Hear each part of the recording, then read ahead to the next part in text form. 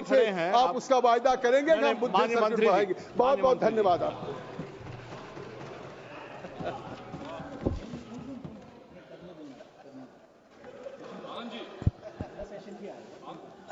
Thank you, sir. I would like to thank all the speakers that have spoken during the discussion of the protection of interest in Aircraft Objects Bill 2025, starting with M.K. Vishnu Prasad ji, Rajiv Pratap Rudy ji, whose knowledge and expertise, especially in the civil aviation subject, is of no competition in this house. And definitely, he always plays a co-pilot role to the ministry also in trying to guide us in a better way forward. And Ruchi Veera ji, Pratibha Mandal ji, Prem Chandra ji, Anna Durai ji, Lao Krishna Devarailu ji, Rampreet Mandal ji, Anil Desai ji, Supriya Sule ji, Naresh Maske ji, Radha Krishna ji, Darshan Singh Chaudhary ji, Mohammad Bashir ji, Rajkumar Sangwan ji, Ravi Kumar ji, Uday Srinivas ji, Francis George ji, Hanuman Beniwal ji और रवि किशन जी, विशाल दादा पाटिल जी, कातिर आनंद जी, विजय कुमार दुबे जी, के Suresh ji, Jagdambika Pal ji.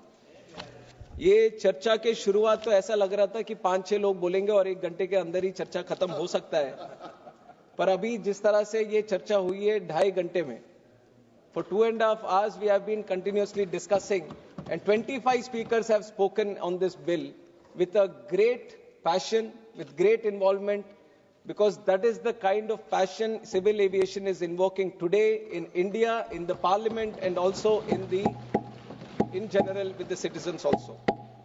And ये काफी स्वाभाविक है इस तरह सा उत्साह अभी सिविल एविएशन में सबकी तरफ से देखना, और ये आसान बात नहीं है। मैं कुछ आंकड़े बताना चाहता हूं कि सिविल एविएशन की बढ़ोतरी और जिस तरह से हमारे हनुमान भाई ने बोला है कि आश्चर्यजनक उछाल जिसने लिया है, और ये उछाल ऐसे ही नहीं हुआ है, ये उछाल के पीछे एक विजन था। भारत में सिविल एविएशन के संबंध में एक विजन था और विजन को पूरा करने के लिए एक मिशन था, और वो मिशन को मुमकिन करने के लिए आदरणीय प्रधानमंत्री मोदी जी का मार्गदर्शन था। और इसी के वजह से आज जिस तरह से आज बढ़ोतरी हम देख रहे हैं वो सब हम हासिल कर पाए। For 65 years almost, from independence to 2014, obviously there was civil aviation in the country. Flights were going around and there were a lot of people still traveling through the air travel. But the numbers will say that till 2014, the total passenger traffic in the country was 10 crore 38 lakhs. 2014 तक 10 करोड़ 40 लाख तक total passenger थे जो घूमते थे हवाई यात्रा में। And by 2024, 10 years difference, from 10 crore 38 lakhs to almost 22 crore 81 lakhs, double हो गया पूरा। तो अभी काफी लोग बोल रहे थे कि यहाँ बीज कभी डाल दिया गया था, सिविल एविएशन के बीज तो कभी डाल दिया गया था, पर अगर फल भी देखना है तो सिर्फ बीज डालने से नहीं होगा, उसका पानी भी हमें करना है, उसका देखभाल हमें करना है।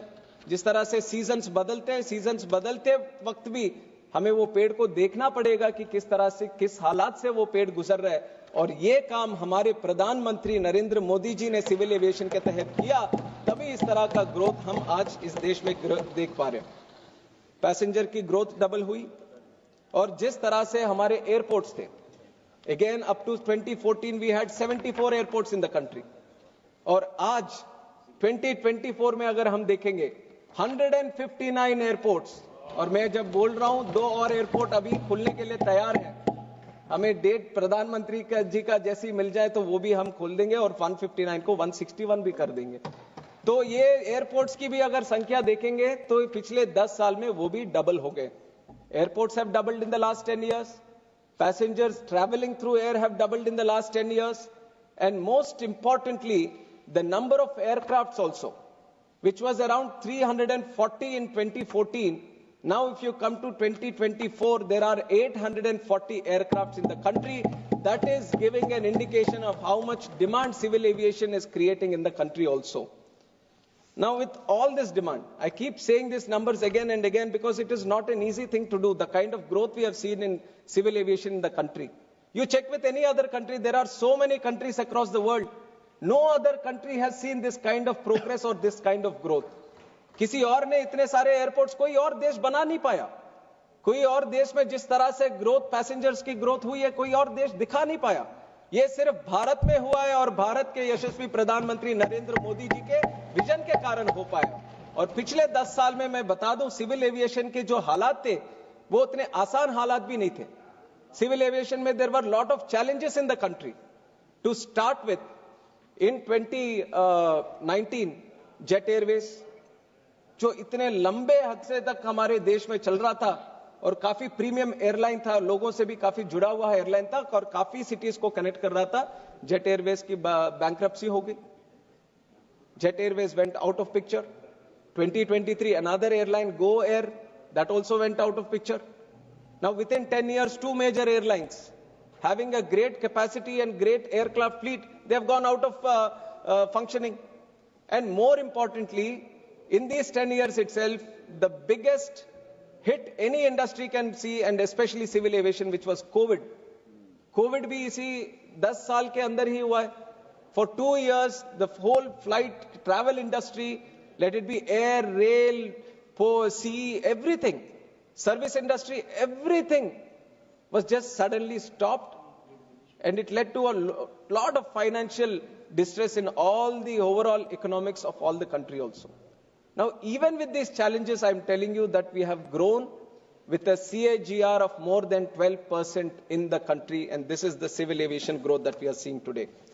And it is very important that the growth that we are seeing till today needs that continuous push, because as far as the government is there, as far as the ministry is there, this is just the beginning. The growth that you are seeing in the country is just the beginning. अभी तो ये शुरुआत है, अभी और भी काम हमें करने पड़ेंगे. और उसी केस में हम ये बिल भी आज लेके आए ताकि सिविल एविएशन को जिस तरह से नरेंद्र मोदी जी ने पिछले 10 साल में आगे बढ़ाया, उसको वही स्पीड, वही मोमेंटम हम आगे भी बढ़ाते रहें. और ये सिविल एविएशन का आज जो बिल हम लेके आए, केप टाउन कन्वेंशन है इसका शॉर्ट फॉर्म, जो protection of interest in aircraft objects bill जहां से हम लेके आ रहे हैं वो केप टाउन कन्वेंशन था. साउथ अफ्रीका केप टाउन में 2001 में ये एक मीटिंग वहां पे हुई. देश के दुनिया के सारे कंट्रीज वहां पे मौजूद थे और उसका कारण ये था कि एयरक्राफ्ट का जो एयरलाइंस का जो एयरक्राफ्ट लेने का बिजनेस था वो मॉडल थोड़ा बदल रहा था. पहले तो ऐसा था एयरक्राफ्ट्स वो खुद ही परचेज कर रहे थे, उसमें कोई दिक्कत नहीं है, अपने पैसे लगाकर खुद खरीद रहे थे, पर उससे कॉस्ट बर्डन बहुत ज्यादा बढ़ रहा था. The burden of buying planes on your own and having them in your inventory was putting a lot of pressure on the financials of the airlines. So one innovative model came out, which was the leasing model. कि airlines बोल रहा है कि मैं खुद खरीदूंगा नहीं, कोई और खरीदेगा तो उसके पास मैं लीज ले लूंगा, और वो लीज लेने के लिए बीच में बैंकर भी रहता है या क्रेडिटर भी रहता है, तो पैसे कहीं से आ रहे हैं, प्लेन किसी और के पास है और चला कोई और रहा है. और ये जो 3-4 स्टेक होल्डर्स हैं इस पूरे लीजिंग, इसमें वो सारे अलग अलग देशों में बैठे होते हैं और हर देश का ऐसा ज्यूरिसडिक्शन रहता है, वहां के लीगल प्रोविजंस रहते हैं, वहां के अलग लॉस रहते हैं.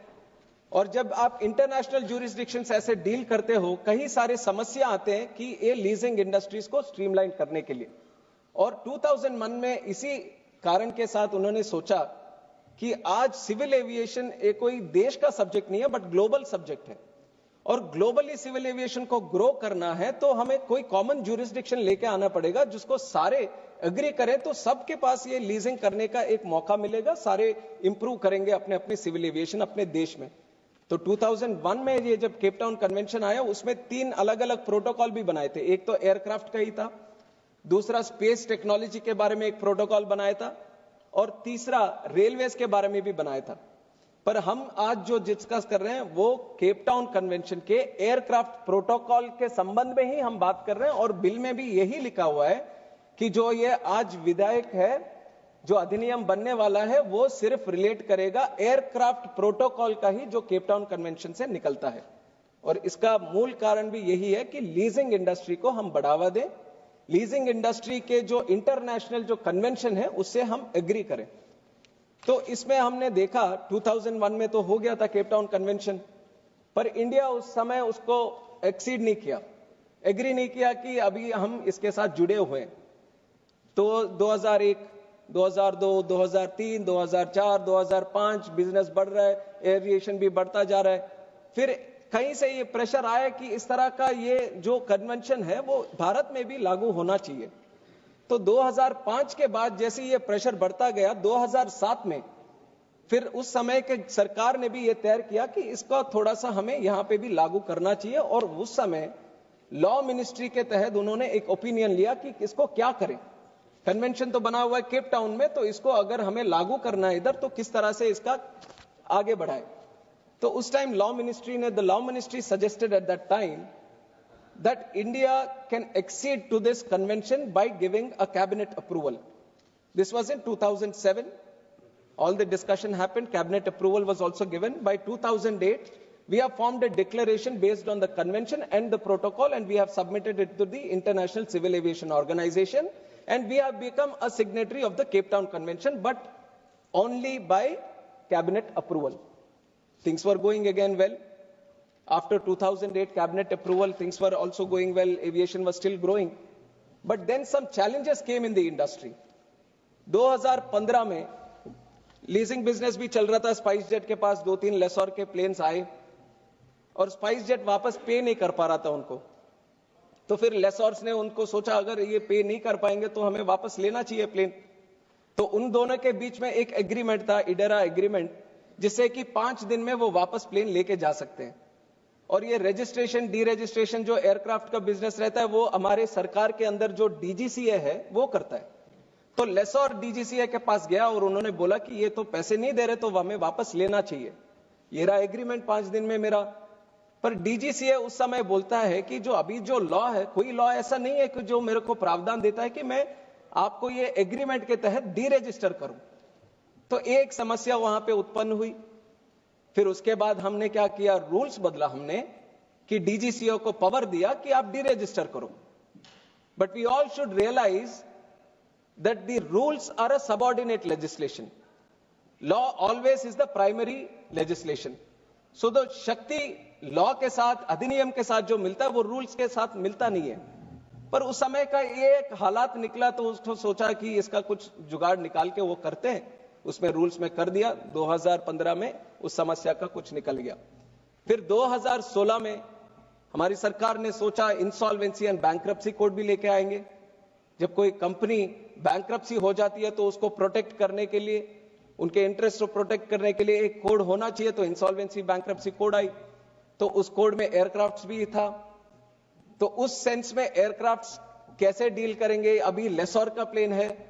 अभी एक चीज हमें समझना है कि एयरलाइन अगर वापस पे नहीं करता बैंक्स को पैसे और डिफॉल्ट हो जाता है, तो बैंक अगर प्लेन रखेगा, प्लेन जबकि इनका है ही नहीं, प्लेन तो किसी और के साथ लीज पे आया है।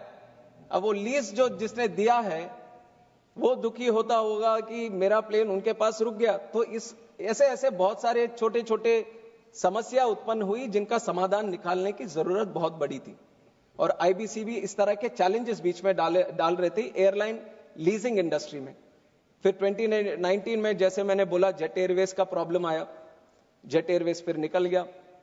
जेट एयरवेज के समय जो लेसोर्स ने प्लेन दिए थे वो काफी उत्सुकता के साथ पहले ही उनको पता चला कि इस तरह के हालात हो सकता है।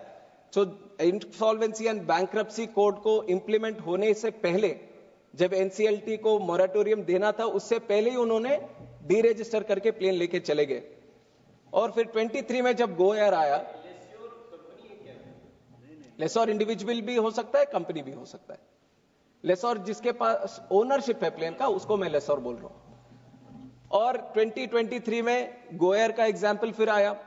अब गो एयर जब हुआ तो गो एयर के समय एनसीएलटी थोड़ा सा और आगे आते हुए उन्होंने बोला कि अब कोई प्लेन कहीं कोई डी रजिस्टर नहीं होगा, कोई कहीं नहीं जाएगा, और उसको इधर ही रखा, पूरे मोरेटोरियम के साथ उनको बंधा रखा इधर ही।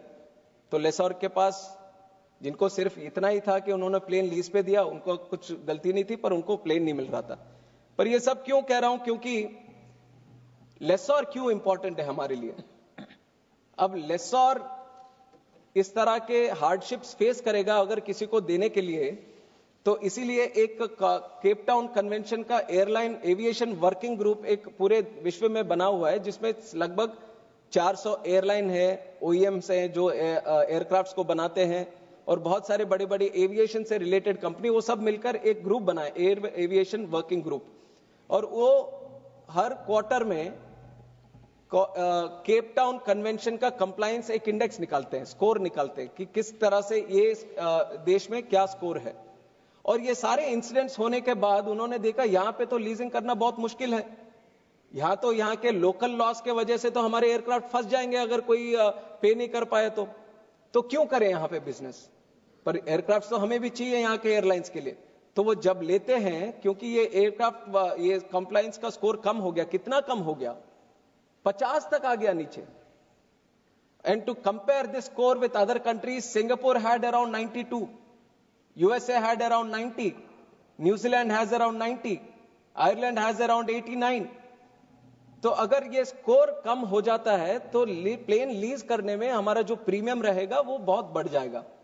और कितना हद तक बढ़ेगा, ये 8 से 10%, ये काफी लोगों ने इसके बारे में भी जिक्र किया था कि 8 से 10% तक इसका जो है ये लीजिंग का कॉस्ट बढ़ेंगे। और उस समय हमने एयर इंडिया, आकाशा, इंडिगो, यही है हमारे यहाँ पे बहुत बड़े बड़े एयरलाइन, तो उनसे भी हमने पूछा क्या दिक्कत हो रही है लीजिंग इंडस्ट्री में।